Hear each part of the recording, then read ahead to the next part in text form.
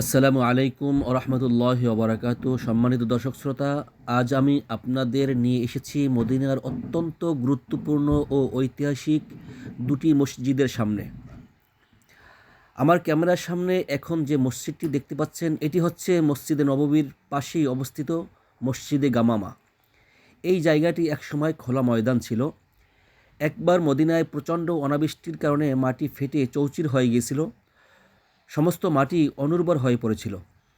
তখন আল্লাহ রসুল সাল্লাল্লাহু আলাইহি ওয়াসাল্লাম এই স্থানে সাহাবীদের নিয়ে বৃষ্টির জন্য বিশেষ ইস্তিসকার নামাজ আদায় করেন এবং দোয়া করেন। দোয়ার পরপরই আল্লাহ রহমতে মদিনায় এত বেশি বৃষ্টি হয়েছিল যে পুরো শহর তলিয়ে যাওয়ার উপক্রম হয়েছিল। সেই স্মৃতি বিজড়িত স্থানেই পরবর্তীতে এই মসজিদে গামামা তৈরি করা হয়।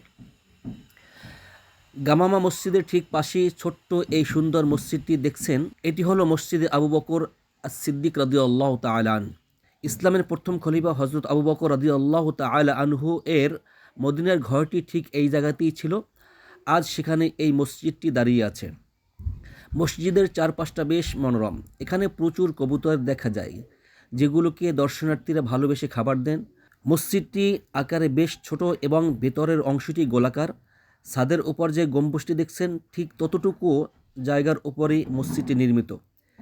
ভিতরের মেহরাবটিও বেশ সুন্দর, যেখানে এখনও মুসল্লিরা নামাজ আদায় করেন।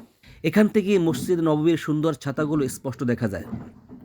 মদিনার এই প্রতিটি স্থাপনা আমাদের মনে করিয়ে দেয় ইসলামের সোনালি সেই দিনগুলোর কথা। আজ এই পর্যন্তই। ইনশাল্লাহ অন্য কোনো দিন আপনাদের মদিনার অন্য কোনো ঐতিহাসিক স্থান ঘুরিয়ে দেখাবো। সবাই ভালো থাকবেন, সুস্থ থাকবেন। আসসালামু আলাইকুম ওরহমতুল্লাহি ওবরাকাতুহু।